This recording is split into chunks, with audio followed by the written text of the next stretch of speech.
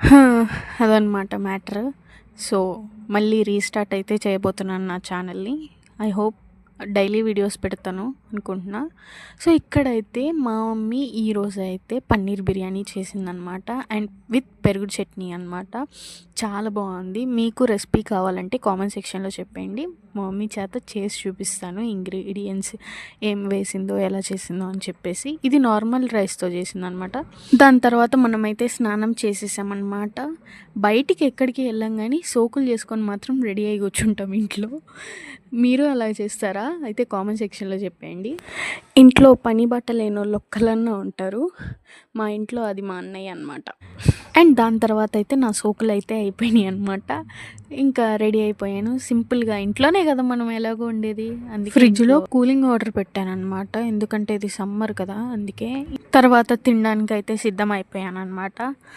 మీలో ఎంతమంది ఇలా ఉంటారు?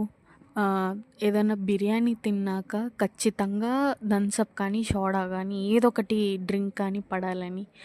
నాకైతే థమ్సప్ అవేమి అవైలబుల్‌గా లేవు మా షాప్‌లో. సో, అందుకని చెప్పేసి సోడా తెచ్చేసుకున్నాను. సమ్మర్ కదా! సో, అందుకే. ఏసీ ముఖ్యం బిగులు. సరే మరి మళ్ళీ కలుసుకుందాం. Bye bye.